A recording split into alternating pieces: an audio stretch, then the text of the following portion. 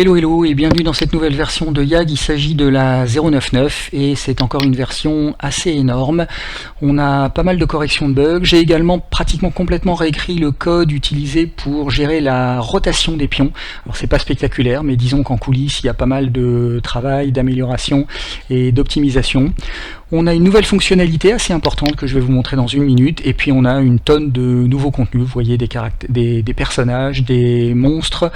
On a également deux nouveaux thèmes de donjons que je vais vous montrer dans un instant, et puis trois nouveaux types trois nouveaux terrains naturels. On va commencer rapidement avec le contenu. On a quelques nouvelles armes post-apocalyptiques, vous savez, le genre de trucs bricolés à la main et tout, donc ça peut être assez rigolo, il y en a pas mal. On a des nouveaux persos, plutôt orientés science-fiction comme vous voyez. Ils viennent tous avec des variations de couleurs, donc il y en a beaucoup plus que ce qui est montré ici. On a du robot, de l'astronaute, de l'alien, etc. On a un nouveau monstre tentaculaire, spatial ou Lovecraftien d'ailleurs, ça ferait un très très beau monstre Lovecraftien, absolument magnifique. On a un plateau complet de 15 ou 16 ovnis, comment ça s'appelle, soucoupes volantes, voilà, j'avais le mot anglais en tête, une quinzaine de soucoupes volantes. Et puis on a également des monstres manifestement extraterrestres, manifestement aliens, qui sont très très beaux également. On a des carcasses de bœuf ici, qui peuvent être intéressantes pour donner une sale ambiance dans l'antre d'une créature mangeuse de chair, ou par exemple d'une tribu de gobelins qui est là. Les gobelins, donc, on en a 4 nouveaux, ils sont un petit peu fantasy et cartoon, mais ils sont très très beaux, ils font le boulot, donc c'est des beaux gobelins. Et puis on a un petit chiot, parce qu'il coûtait rien, parce que j'ai déjà un petit chaton dans YAG et que c'est tout mignon. Voilà.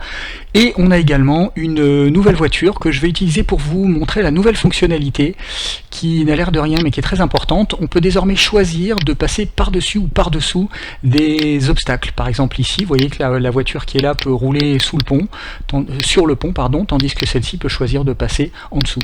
Alors c'est très très simple, ça fonctionne, on choisit là où on clique en fait. Par exemple, si on clique sous le pont, la voiture va rester sous le pont, et si on clique sur le pont, la voiture va aller sur le pont. Donc très très simple, ça va là où on clique.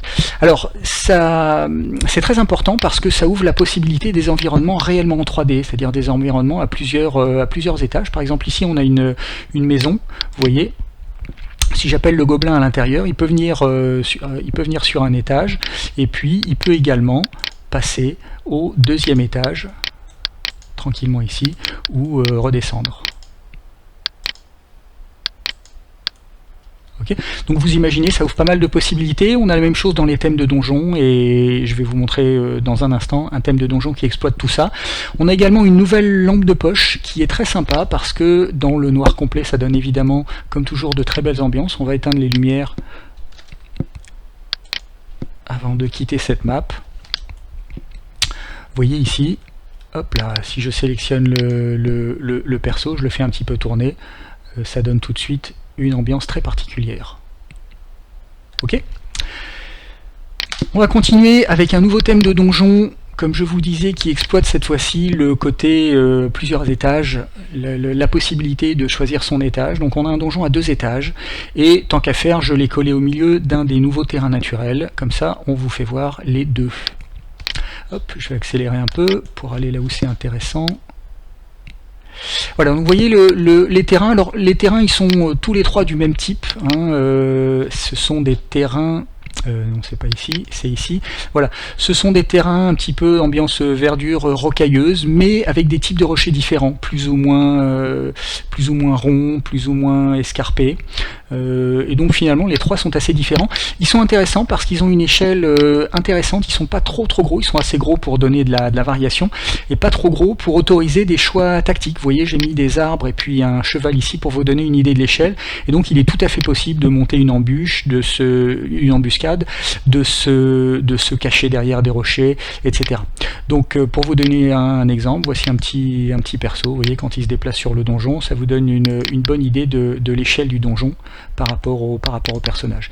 Et donc il arrive sur ce nouveau donjon, et vous voyez qu'il peut utiliser maintenant la nouvelle fonctionnalité pour aller se planquer sous les gobelins. Donc vous voyez que ça donne des nouvelles possibilités de jeu. On peut jouer furtif, passer en dessous ou au-dessus des ennemis. Et puis je vous fais voir rapidement donc ce nouveau donjon qui est très très beau. C'est une extension d'un thème de donjon qui existe déjà, mais que j'ai étendu à un deuxième étage. Donc c'est énormément de boulot, mais vous voyez, ça donne des environnements extrêmement complexes, et donc ça offre des nouvelles possibilités pour le gameplay. Donc c'est très très beau. Et puis c'est très intéressant en termes de jouabilité. Voilà, il me reste un thème à vous montrer qui est de très loin mon préféré. Je l'ai gardé pour la fin tellement il est beau, je l'aime beaucoup. C'est une forêt extraterrestre, une forêt alien qui est absolument superbe, comme vous allez voir. Le temps que la map charge, voilà. Alors l'image ici est extrêmement post-processée, hein. J'ai mis un comment ça s'appelle, un filtre de couleur pour assombrir un petit peu, et puis on a du brouillard, donc l'image est retravaillée derrière, mais comme vous voyez le résultat est vraiment éblouissant visuellement, c'est très très très beau. Donc j'ai mis une base ici qui existe déjà, et la nouveauté c'est la forêt que vous voyez, qui est vraiment très très belle. Pour vous donner une idée de l'échelle, j'ai mis une petite astronaute ici qui est en train de découvrir un nid de créatures, de vermines extraterrestres, et voilà, ça vous donne une idée de la taille de la végétation, et c'est magnifique. Alors évidemment, elle vient à la fois en thème d'environnement, mais aussi en thème d'intérieur, et donc si on choisit le thème d'intérieur, on a une forêt complète ici. On n'a que de la forêt, et là encore, vous voyez, l'échelle vous donne une idée d'à quel point ça peut devenir majestueux. Voilà.